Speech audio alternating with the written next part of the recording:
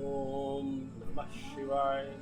हर हर महादेव। शिव पुराण की रुद्र संहिता के इस अध्याय में हम तारकासुर के सताए हुए देवताओं का ब्रह्मा जी को अपनी कष्ट कथा सुनाने, ब्रह्मा जी का उन्हें पार्वती के साथ शिव के विवाह के लिए उद्योग करने का आदेश देना, ब्रह्मा जी के समझाने से तारकासुर का स्वर्ग को छोड़ना और देवताओं का वहां रहकर लक्ष्य सिद्धि के लिए यत्नशील होने की कथा को सुने। सूत जी कहते हैं, तदनंतर नारद जी के पूछने पर पार्वती के विवाह के विस्तृत प्रसंग को उपस्थित करते हुए ब्रह्मा जी ने तारकासुर की उत्पत्ति, उसके उग्र तप, मनोवांछित वर प्राप्ति तथा देवताओं और असुर सबको जीतकर स्वयं इंद्र पर प्रतिष्ठित हो जाने की कथा सुनाई। तत्पश्चात ब्रह्मा जी ने कहा, तारकासुर तीनों लोकों को अपने वश में करके जब स्वयं इंद्र हो गया, तब उसके समान दूसरा कोई शासक नहीं रहा। वह जितेंद्रिय असुर त्रिभुवन का एकमात्र स्वामी होकर अद्भुत ढंग से राज्य का संचालन करने लगा। उसने समस्त देवताओं को निकालकर उनकी जगह दैत्यों को स्थापित कर दिया और विद्याधर आदि देवियों को स्वयं अपने कर्म में लगाया। मुने तदंतर तारकासुर के सताए हुए इंद्र आदि संपूर्ण देवता अत्यंत व्याकुल और अनाथ होकर मेरी शरण में आए। उन सब ने मुझ प्रजापति को प्रणाम करके बड़ी भक्ति से मेरा स्तवन किया और अपने दारुण दुख की बातें बताकर कहा, प्रभो, आप ही हमारी गति है, आप ही हमें कर्तव्य का उपदेश देने वाले हैं और आप ही हमारे दाता एवं उद्धारक हैं। हम सब देवता तारकासुर नामक अग्नि में जलकर अत्यंत व्याकुल हो रहे हैं। जैसे शनिपात रोग में प्रबल औषधि भी निर्बल हो जाती है, उसी प्रकार उस असुर ने हमारे सभी क्रूर उपायों को बलहीन बना दिया है। भगवान विष्णु के सुदर्शन चक्र पर ही हमारा विजय की आशा अवलंबित रहती है, परंतु वह भी उसके कंठ पर कुंठित हो गया। उसके गले में पड़कर वह ऐसा प्रतीत होने लगा मानो उस असुर को फूल की माला पहनाई गई हो। मुने, देवताओं का यह कथन सुनकर मैंने उन सब से समयोचित बात कही। देवताओं, मेरे ही वरदान से दैत्य तारकासुर इतना बढ़ गया है, अतः मेरे हाथों ही उसका वध होना उचित नहीं। जो जिससे पलकर बड़ा हो, उसका उसी के द्वारा वध होना योग्य कार्य नहीं है। विष के वृक्ष को भी यदि स्वयं सींचकर बड़ा किया गया हो तो उसे स्वयं काटना अनुचित माना गया है। तुम लोगों का सारा कार्य करने के योग्य भगवान शंकर हैं, किंतु वे तुम्हारे कहने पर भी स्वयं उस असुर का सामना नहीं कर सकते। तारक दैत्य स्वयं अपने पाप से नष्ट होगा। मैं जैसा उपदेश करता हूँ तुम वैसा कार्य करो। मेरे वर के प्रभाव से न मैं तारकासुर का वध कर सकता हूँ, न भगवान विष्णु कर सकते हैं, और न भगवान शंकर ही उसका वध कर सकते हैं। दूसरा कोई वीर पुरुष अथवा सारे देवता मिलकर भी उसे नहीं मार सकते।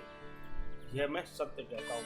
देवताओं, यदि सिद्धि के वीर से कोई पुत्र उत्पन्न हो तो वही तारक दैत्य का वध कर सकता है, दूसरा नहीं। श्रेष्ठ गण, इसके लिए जो उपाय मैं बताता हूँ उसे करो। महादेव जी की कृपा से वह उपाय अवश्य सिद्ध होगा। पूर्व काल में जिस दक्ष कन्या सती ने दक्ष के यज्ञ में अपने शरीर को त्याग दिया था, वही इस समय हिमालय पत्नी मेनका के गर्भ से उत्पन्न हुई है। यह बात तुम्हें भी विदित ही है। महादेव जी उस कन्या का पाणी ग्रहण अवश्य करेंगे, तथापि देवताओं, तुम स्वयं भी इसके लिए प्रयत्न करो।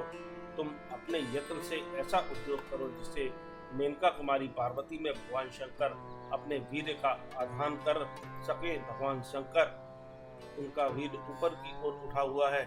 उनके वीर को प्रस्खलित करने में केवल पार्वती ही समर्थ है। दूसरी कोई अबला अपनी शक्ति से ऐसा नहीं कर सकती। ये राज की पुत्री वे पार्वती इस समय युवावस्था में प्रवेश कर चुकी हैं और हिमालय पर तपस्या में लगे हुए महादेव जी की प्रतिदिन सेवा करती हैं। अपने पिता हिमान के कहने से काली शिवा अपनी दो सखियों के साथ ध्यान परायण परमेश्वर शिव की साग्रह सेवा करती है। तीनों लोकों में सबसे अधिक सुंदरी पार्वती शिव के सामने रहकर प्रतिदिन उनकी पूजा करती है। तथापि वे ध्यानमग्न महेश्वर मन से भी ध्यानहीन स्थिति में नहीं आते, अर्थात ध्यान भंग करके पार्वती की ओर देखने का विचार भी मन में नहीं लाते। देवताओं चंद्रशेखर शिव जिस प्रकार काली को अपनी भार्या बनाने की इच्छा करें, वैसी चेष्टा तुम लोग शीघ्र ही प्रयत्न पूर्वक करो। मैं उस दैत्य स्थान पर जाकर तारकासुर को बुरे हट से पाने की चेष्टा करूंगा। अतः अब तुम लोग अपने स्थान पर जाओ। नारद जी देवताओं से ऐसा कहकर मैं शीघ्र ही तारकासुर से मिला और बड़े प्रेम से बुलाकर मैंने उससे इस प्रकार कहा, तारक, यह स्वर्ग हमारे तेज का सार तत्व है, परंतु तुम यहाँ के राज्य का पालन कर रहे हो, जिसके लिए तुमने उत्तम तपस्या की थी, उससे अधिक चाहने लगे हो। मैंने तुम्हें इससे छोटा ही वर दिया था, स्वर्ग का राज्य तथापि नहीं दिया था, इसलिए तुम स्वर्ग को छोड़कर पृथ्वी पर राज्य करो। असुर श्रेष्ठ देवताओं के योग्य जितने भी कार्य हैं, वे सब तुम्हें वहीं सुलभ होंगे, इसमें अन्यथा विचार करने की आवश्यकता नहीं है। ऐसा कहकर उस असुर को समझाने के बाद मैं शिवा और शिव का स्मरण करके वहां से अदृश्य हो गया। तारकासुर भी स्वर्ग को छोड़कर पृथ्वी पर आ गया और शोणितपुर में रहकर वह राज्य करने लगा।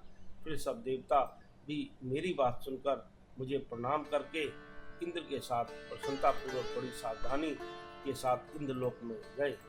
वहां जाकर परस्पर मिलकर आपस में सलाह करके वे सब देवता इंद्र से प्रेम पूर्वक बोले, भगवान शिव की सेवा में जैसे भी काम मूलक रुचि हो, वैसा ब्रह्मा जी को बताया हुआ सारा प्रयत्न आपको करना चाहिए।